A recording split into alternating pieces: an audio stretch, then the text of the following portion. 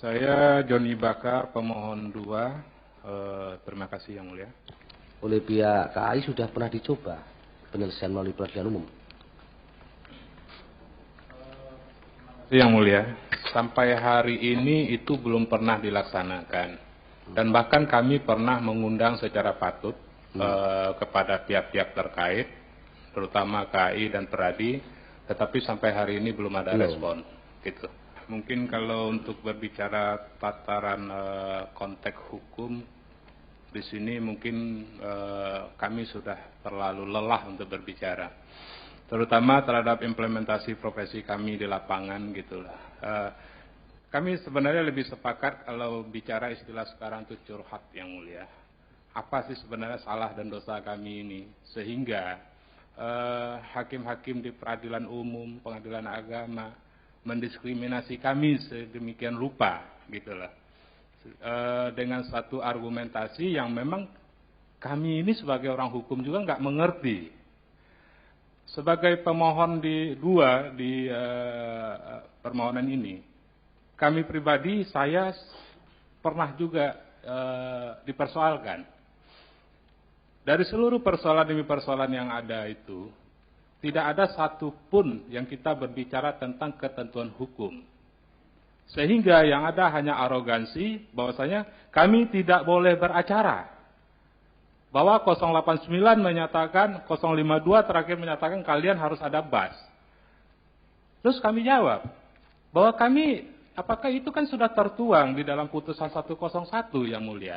Yang mana tegas 4 putusan. Bahasa MK menyatakan bahwa masalah penyumpahan itu hanya kewajiban atributif.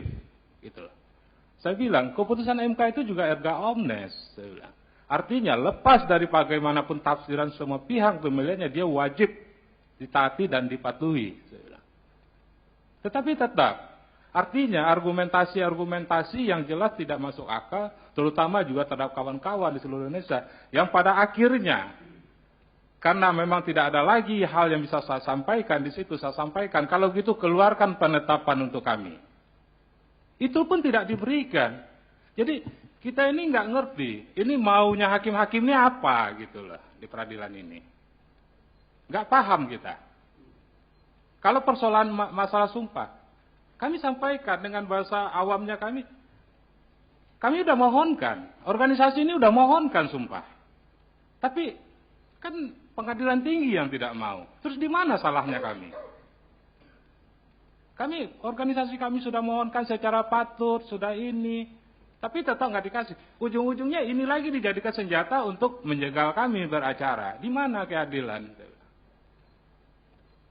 Jadi ini suara saya rasa mungkin suara ribuan daripada advokat KAI Yang Mulia. Yang menjerit di seluruh daerah gitu loh.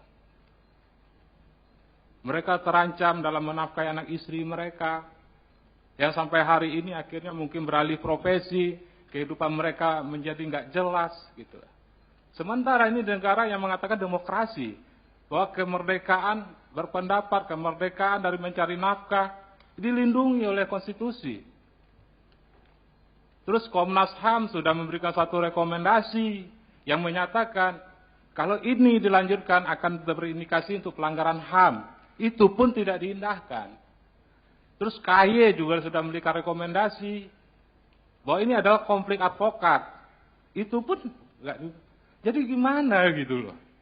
Kami sangat apresiasi atas arahan Yang Mulia sampaikan, terutama juga sebagai bahan introspeksi diri kami juga sebagai advokat di Republik Indonesia ini. Tetapi mungkin sekali lagi kami juga menyatakan sedikit curahan hati kami. Andai saja Mahkamah Agung tidak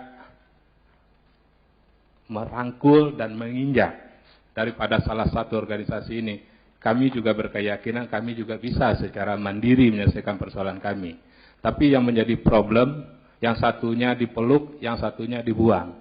Itu istilah kami. Iya. Nah, kami juga tahu ada dalam putusan 067 di Mahkamah Konstitusi ini juga yang menyatakan bahwa kewenangan Mahkamah Agung untuk mengawasi advokat sudah dicabut, gitulah. Tetapi di sini seolah-olah mereka tidak rela dengan kewenangan yang sudah dicabut itu. Kami pikir demikian Yang Mulia. Terima kasih banyak. Kalau yang dari Ikadin siapa ini? Ada anggotanya Ikadin? Pak Joni Bakar? Betul ya? Tapi jangan-jangan punya KI juga Bapak? Enggak? Double dong?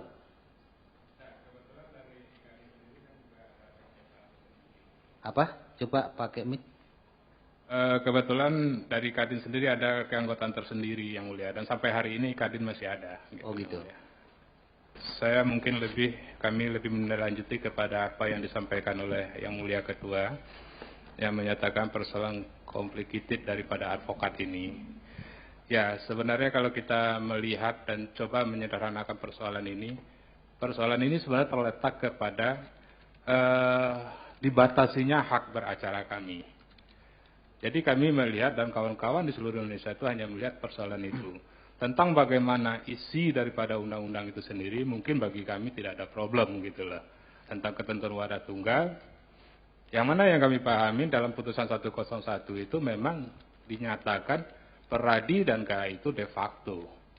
Berarti sampai dengan hari ini, Undang-Undang 18 tahun 2003 tentang advokat itu belum mempunyai wadah tunggal sebagaimana yang dimaksud dari Undang-Undang AKUO.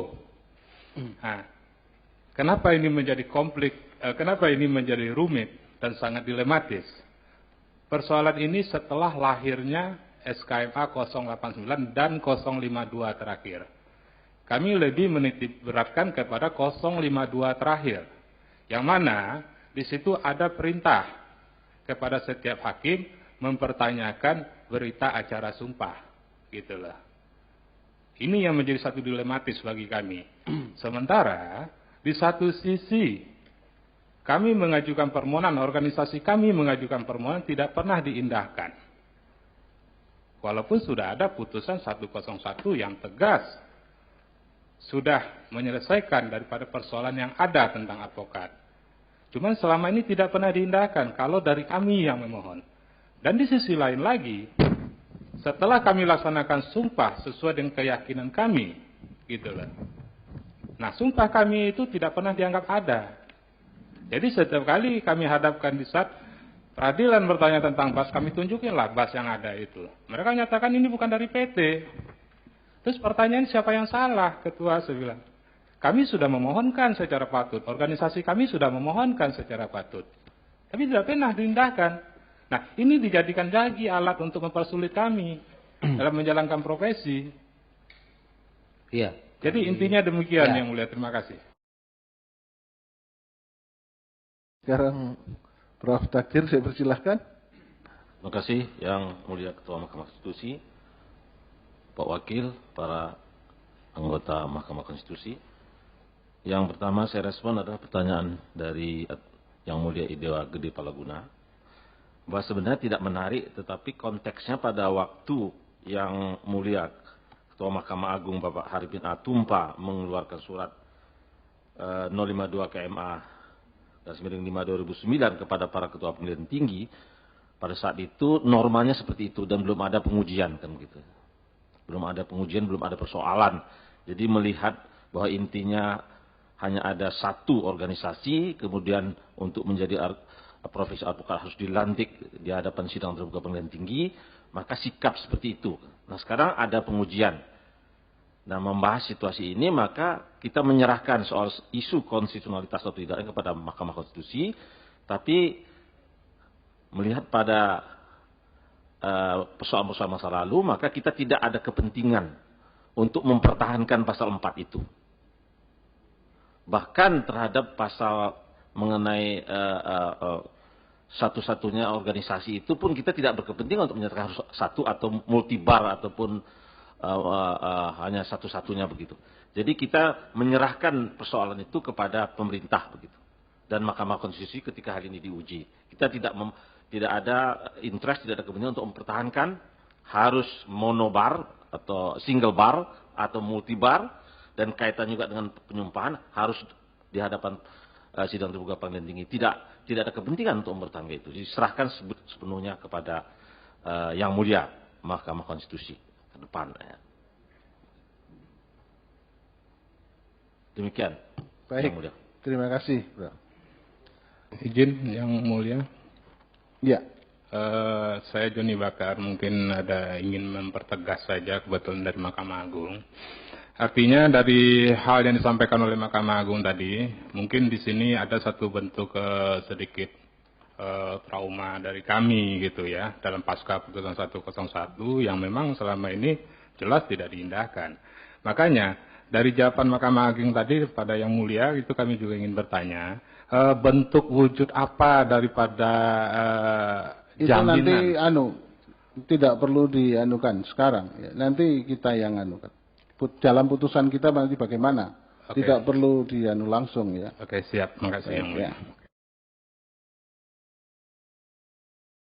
Terima kasih Yang Mulia. Langsung saja, saya Joni Bakar, pemohon 2 dalam perkara 036/PUU Strip 13/2015. Terima kasih.